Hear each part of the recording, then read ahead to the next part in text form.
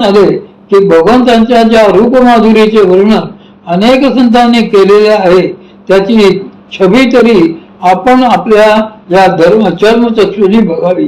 दुसऱ्या दिवशी भगवंत ध्यानात आल्याबरोबर त्यांनी भगवंतांना प्रार्थना केली की देवा, आपल्यापाशी एक मागणी आहे. भगवंत म्हणाले, सूरदासा, आपण कधी काही मागितले आणि आम्ही ते दिले नाही असे कधी झाले आहे का? सूरदास म्हणाले, नाही, पण या वेळेस जरा वेगळेच मागणे मागतो आहे. देव म्हणाले, अवश्य मागा. सूरदास म्हणाले, मला थोड्या वेळापुरते चर्मचक्षु द्या. मला तुमचे रूप बघायची इच्छा आहे. द्याल ना? जे भगवंत उभे देखील सरळ राहत नाही त्यांची लीला काय काय सरळ असणार? देव म्हणाले, हे होईल, पण एक काम करा. आम्ही रासक्रीडेसाठी श्री राधेच्या समवेत जाण्यापूर्वी तुम्हाला दर्शन देऊ.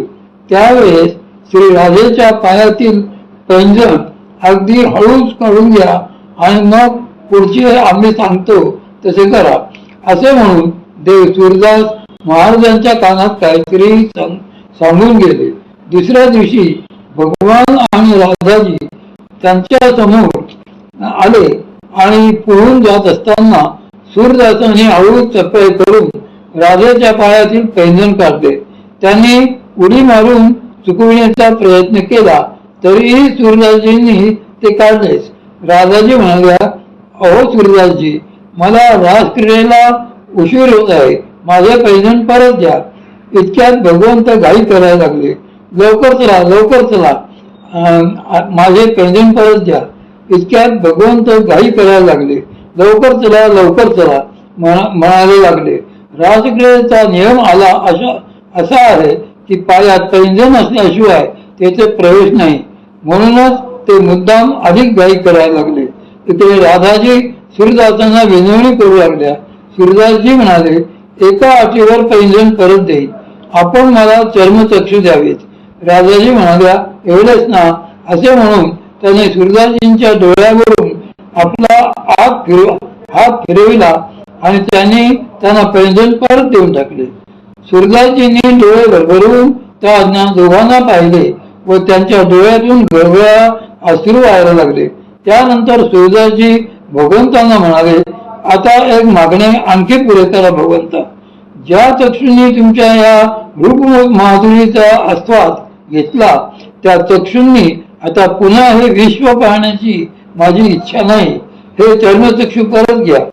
देवांनी हात फिरवून अश्रू वाहत असलेले सूरदासजींचे डोळे परत घेतले. त्यावेळेस भगवंतांच्या आणि श्रीराधेच्या डोळ्यातून अश्रुपात होत होता. हा जो भक्ती सुखाचा सोहळा आहे, याच सोहळ्यासाठी भक्त त्याला ज्ञान नको, मोक्ष नको म्हणतो. पण मोक्षाची पायरी ज्ञानापासून आहे व ते स्मरणाने होते. म्हणून माऊली सांगतात की जयांचे केल्या स्मरण हो सकल विद्यांचे अधिकरण तेज बंधू श्री चरण श्री गुरूंचे. याप्रमाणे श्री गुरूंच्या श्रीचरणांचे स्मरण झाले तर याची देह याची डोळा तो मुक्तीचा सोहळा दूर नाही. असा हा माऊलींचा निरोप त्यांच्याच कृपेने आज तुमच्यापर्यंत पोहोचविला. तो आपणापर्यंत आला. आता आपण काय करावे हा आपला प्रश्न आहे. परमपूज्य श्री मामा नेहमी म्हणायचे, महाराजांनी आम्हाला साधना करायला सांगितली ती आम्ही आजपर्यंत केली. तोच निरोप आम्ही साधकांना सांगतो. महाराजांच्या ऐकावे की नाही हे त्यांनीच ठरवावे. आजच्या या दिवसाचे माझ्याकरता एक विशेष महत्व आहे. आजपासून 12 वर्षापूर्वी आजच्या दिवशीच पौषवद्य षष्ठीला मला परमपूज्य श्री मामांचा अनुग्रह झाला. ज्या दिवशी अनुग्रह झाला त्याच दिवशी सद्गुरू मामांनी मला सांगितले, अरे बाळा, आपली जी परंपरा आहे ती महाराजांची परंपरा आहे. त्यांच्या आदेशाप्रमाणे त्यांचेच हे कार्य आम्ही करतो आहोत व तसे तुलाही करायचे आहे. हे घडले माझ्या वयाच्या 20व्या वर्षी. त्याच दिवशी त्यांच्याकडून मला याप्रमाणे दीक्षाधिकारही लाभले. त्या अधिकारांना देखील आज एक तप पूर्ण होत आहे. त्यानंतर याच पौषवद्य षष्ठीला आणखी एक योग आला. वैकुंठवासी केशवराव महाराज देशमुखांच्या माडीमध्ये मामा प्रवचन करीत असत व ते मला ऐकायला सांगत असत. एके दिवशी असाच पौषवद्य सृष्टीला त्यांनी मला त्यांचे कपडे घालायला लावले आणि त्यांच्या जागी प्रवचनाला बसविले. तेचपासून मला ज्ञानेश्वरीची सेवा सांगितली. त्या सेवेलाही आज 10 वर्षे पूर्ण होत आहेत.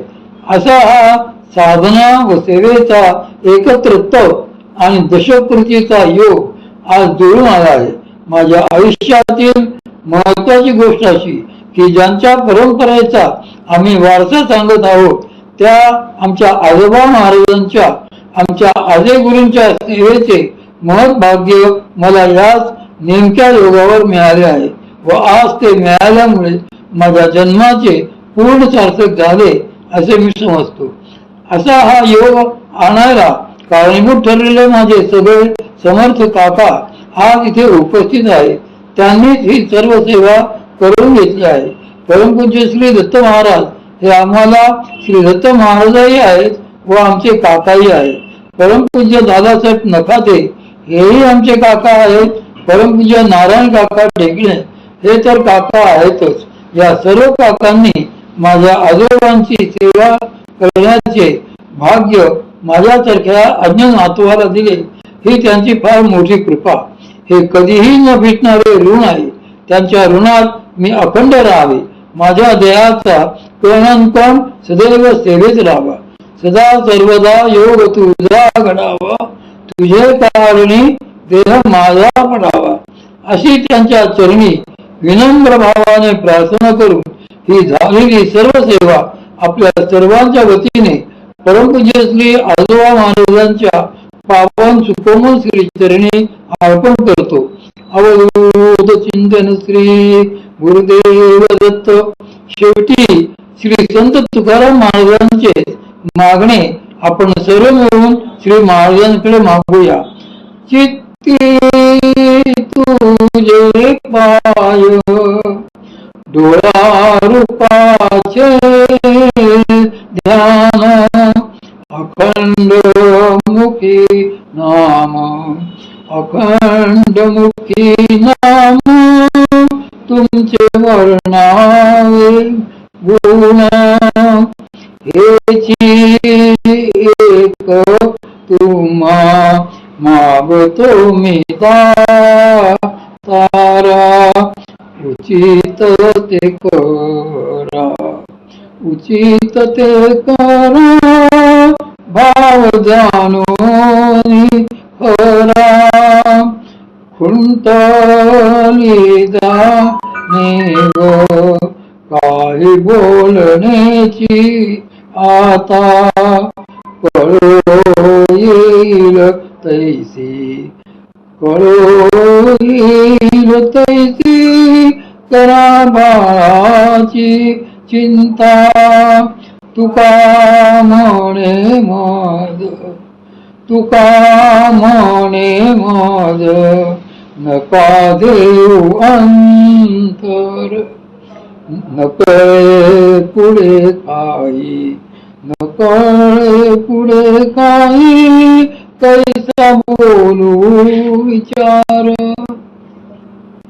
या पुस्तकाचा समारोप करताना राष्ट्रीय पंडित विद्यावाचस्पती श्री दत्त महाराज कवीश्वर म्हणतात, या वर्षी श्री गुरु महाराजांच्या कृपेने आपण सर्व साधकांना 3 दिवसापर्यंत ज्ञानेश्वर महाराजांचे बाह्य दर्शन रूपी एक शिबिर झाले असे समजायला हरकत नाही.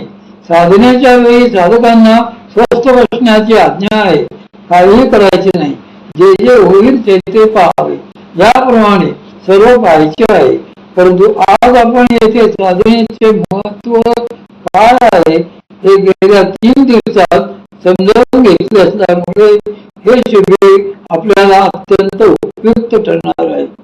प्रथम प्राचार्य श्रीदादा कवडे यांनी एक महत्वाचा मुद्दा मांडला.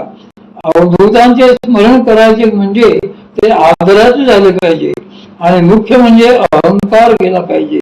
अहंकार गेल्याशिवाय आदर नाही व आदराशिवाय स्मरणाला महत्व नाही. स्मरणाचे महत्व किती आहे ते त्यांनी फार उत्कृष्टरित्या सांगितले आहे. हा अहंकार गेल्याशिवाय खरे स्मरण होत नाही. या खऱ्या स्मरणामध्ये भक्तियोग आहे. स्मरण भक्ती ही श्रेष्ठ भक्ती आहे. हे स्मरण अशा रीतीने झाले पाहिजे की सर्व इंद्रियांचे विषय बाहेर पडले पाहिजे. सर्व भक्तीमध्ये स्मरणाचा अंतर्भाव आहे. चैतन्य महाप्रभूंनी सांगितल्याप्रमाणे देवी संपत्तीचा विकास हा त्या स्मरणाबरोबरच होत असतो. आपल्याला 3 दिवसापर्यंत हे सर्व ऐकण्याचे भाग्य लाभलेले आहे. आपल्या संप्रदायामध्ये करणे आपल्या हातात नाही. सर्व काही भगवंतांनीच करायचे आहे. आपण योगक्षेम महाव्याम म्हणतो, म्हणजे केवळ प्रपंचातील योगक्षेमच नव्हे तर परमार्थातील योगक्षेमही परमेश्वरारहितच आहे. तेव्हा त्या दृष्टीने आपण काही करण्यापेक्षा करून घ्या अशी प्रार्थना करायची आहे. आपल्याला हे जे परमपूज्य दादांच्या अधिकारी वाणीतून ऐकायला मिळाले आहे त्या अनुरूप ईश्वराची ज्ञानेश्वरांच्या ईशस्वरूप या थोर भावनेतून आमच्याकडून सर्व काही उचित ते करून घ्या अशी आपण प्रार्थना करूया. आणि त्यांच्याच कृपेने परमपूज्य श्री दादांनी वर्णन केलेल्या साधकाच्या अधिकार भेदानुरूप अवस्थांपासून